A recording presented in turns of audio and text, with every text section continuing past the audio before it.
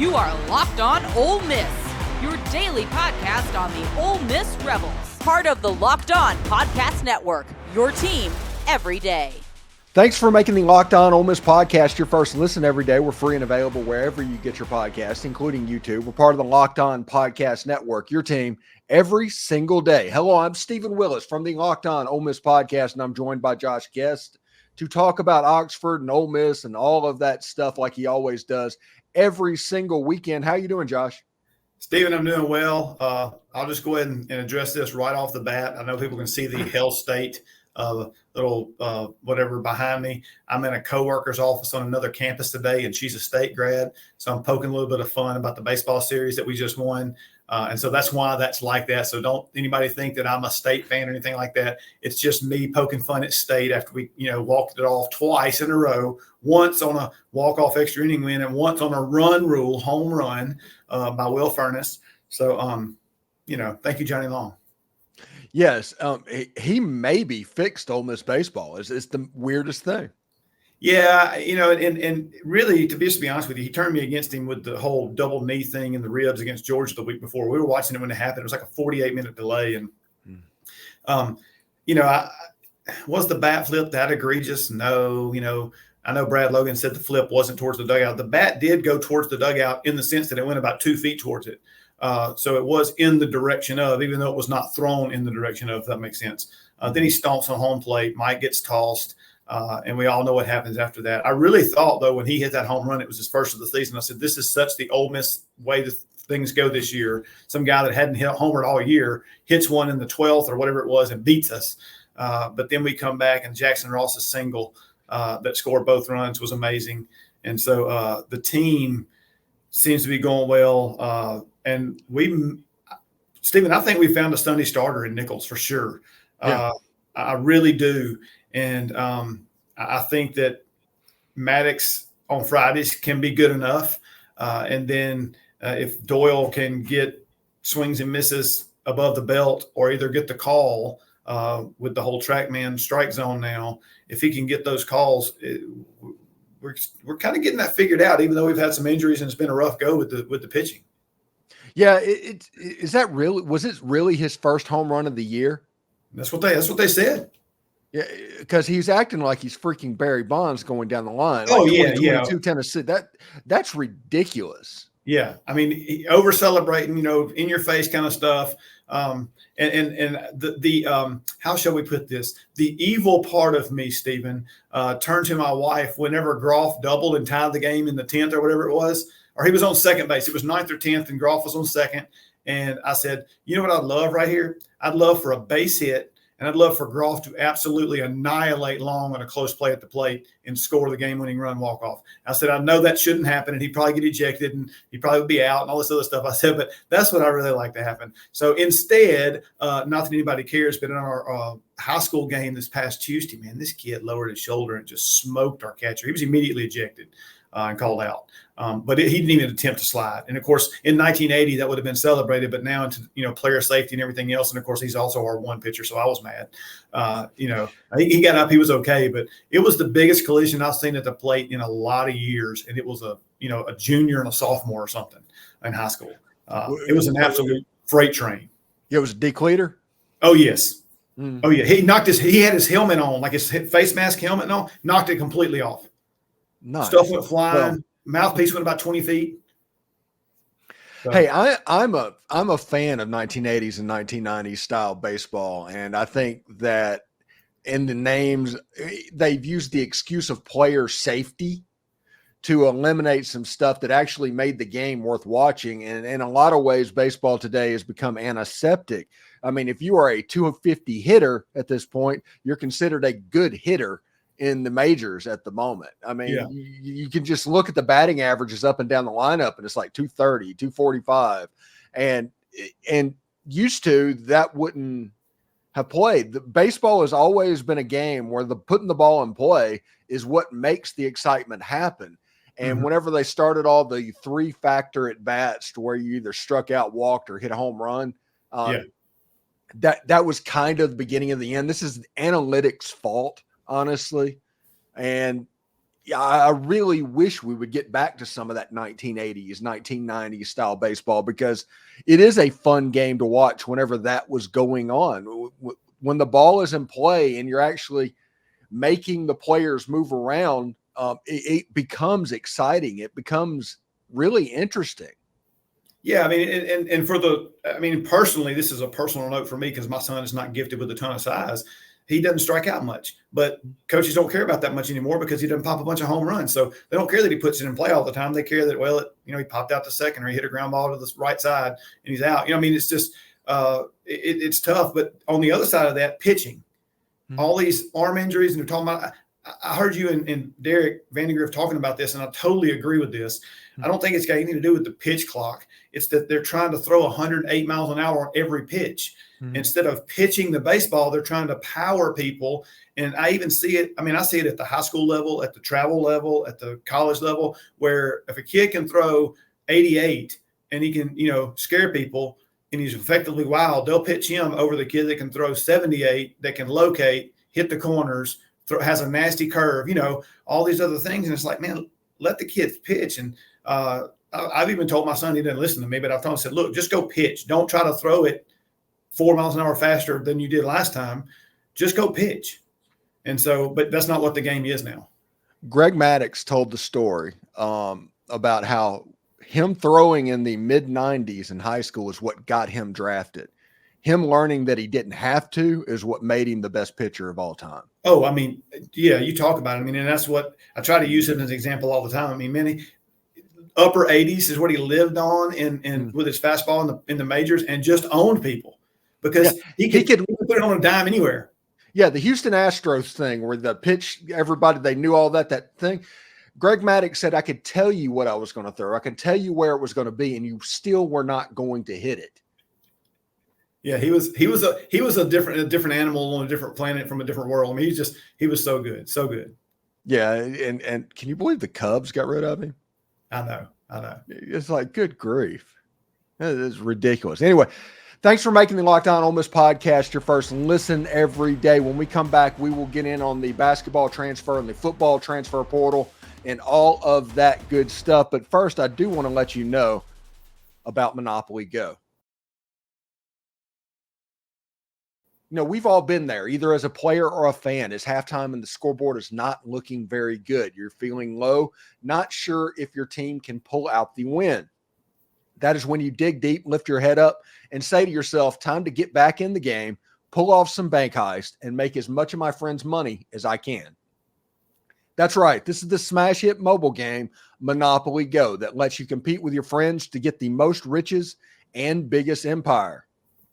It's the Monopoly you love, but on the phone, anytime, with tons of new twists, including leaderboards to compare your project progress with your buddies. There's so much to do. There's countless dynamic Monopoly boards. You can make your friends bankrupt by smashing their landmarks with a wrecking ball, charge other players rent for your iconic properties. You can even work with your friends to crack open community chests and in tournaments to get extra rewards and climb the leaderboard. So get back out there, put on your game face, and download Monopoly Go. It's now free on the App Store or at Google Play. Passion, drive, and patience, the formula for winning championships, is also what keeps your ride or die alive. eBay Motors has everything you need to maintain your vehicle and level it up to peak performance. Superchargers, roof racks, exhaust kits, LED headlights, and more. Whether you're into speed, power, or style, eBay Motors has got you covered. And with over 122 million parts for your number one ride or die, you'll always find exactly what you're looking for. And with eBay's Guaranteed Fit, your part is guaranteed to fit your ride every time or your money back. Because with eBay Motors, you're burning rubber, not cash. With all the parts you need and the prices you want, it's easy to make your car the MVP and bring home some huge wins. Keep your ride or die alive at ebaymotors.com. Eligible items only. Exclusions apply.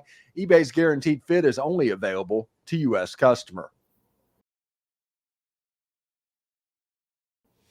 Are you watching Fox Sports or ESPN on your TV all day and you have to turn down the volume with all that shouting?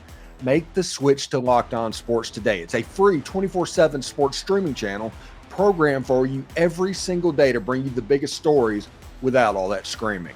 Locked On Sports Today brings you can't-miss analysis, opinions, and news streaming 24/7 on YouTube or the free Amazon Fire TV channel. Part of the Locked On Podcast Network, your team every day. Josh, let's turn our attention over to the transfer portal. And it's got to the point where we'll start with basketball. Chris Beard, he's kind of making an argument to be a portal king himself. He got a commitment from Dre Davis just Thursday or Wednesday night, I guess I should say.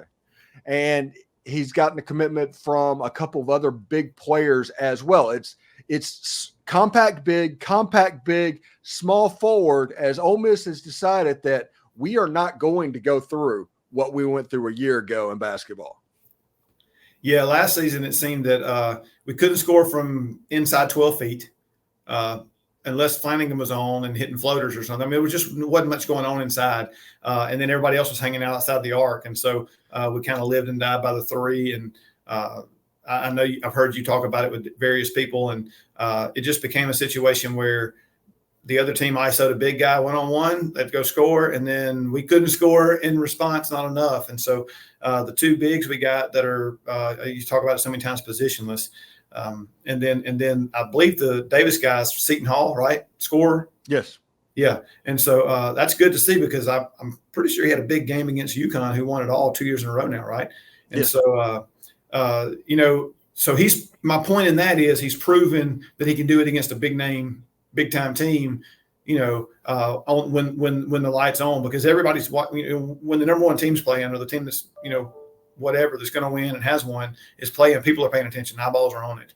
And so if you can step up in that moment, then you have that moxie, you have what it takes to shine in the spotlight. And that's such a big thing. It's what, just in the lower levels of stuff that I watch, and these kids, we talk about, I talk about baseball all the time, but who steps up when the lights come on in the game? I'm not worried about practice. They do need to practice well, but when the lights come on, who can fill the zone? Who can fill the bucket up with the basketball and those kind of things? And this Davis guy obviously can do that. So that's great to see. I like the rebound numbers we see from the two guys. What is it, UNC Greensboro and Belmont or whatever? Mm-hmm.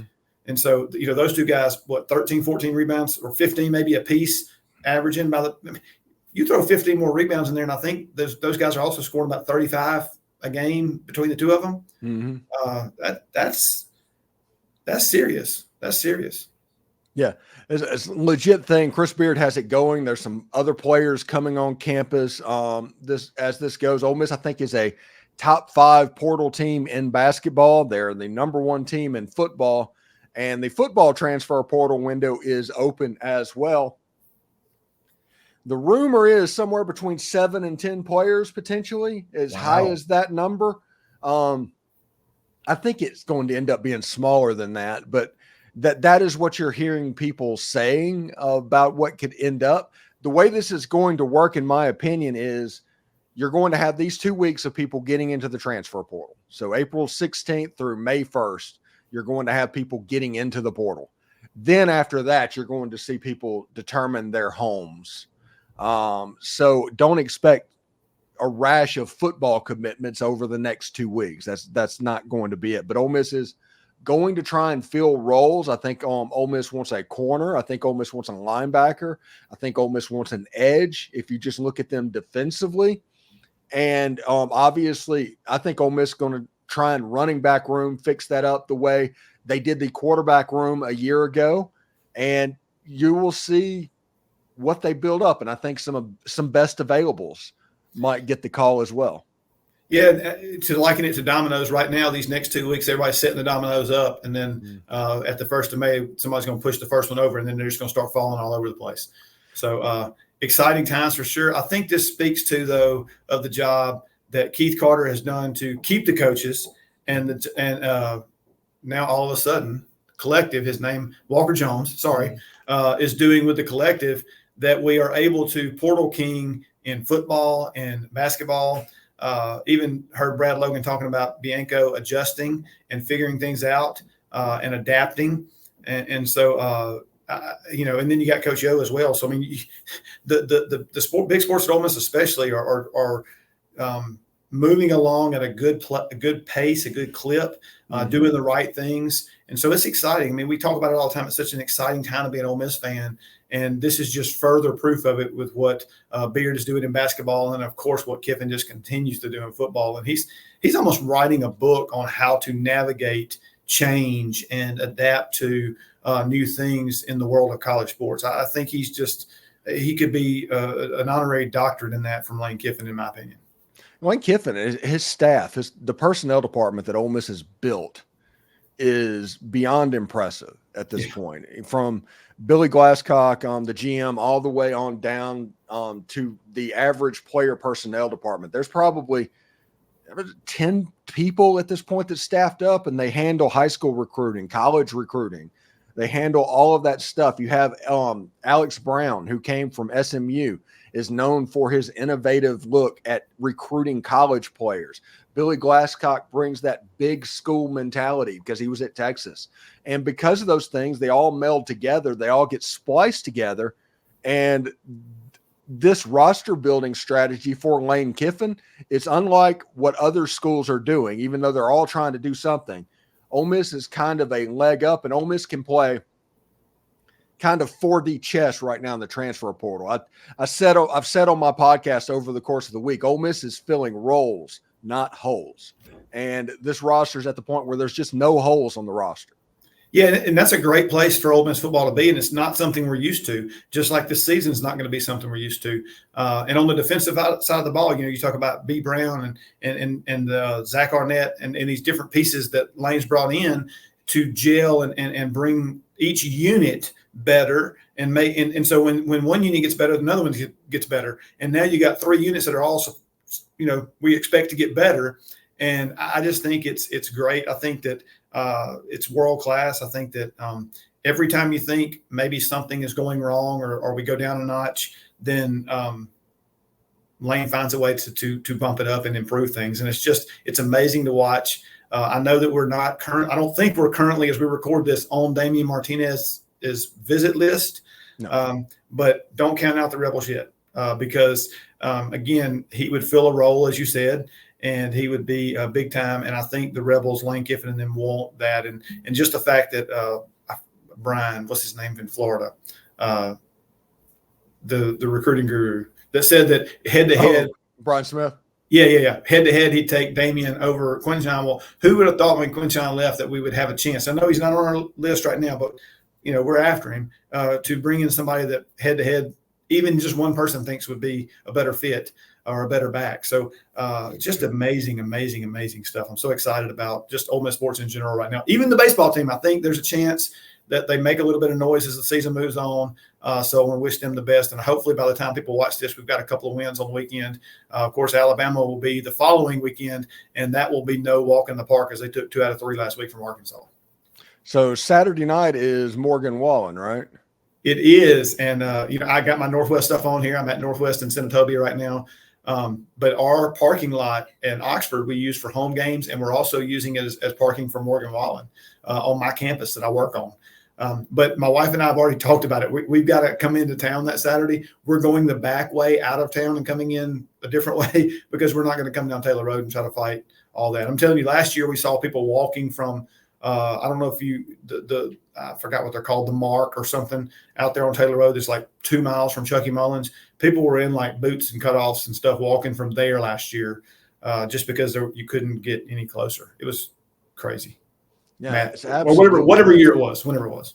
Yeah, I honestly feel like that you should probably just get a hotel room in like Holly Springs and just and probably walk or bike from Holly Springs. You're probably not going to park any closer.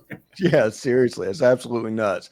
Thank you for making the Locked On Ole Miss podcast your first listen every day. We're free and available wherever you get your podcast, including YouTube. We're part of the Locked On Podcast Network, your team every single day. Josh Guest talking about Oxford and Ole Miss and all of that good stuff. Have a good weekend, buddy. All right, hotty toddy. Hotty toddy.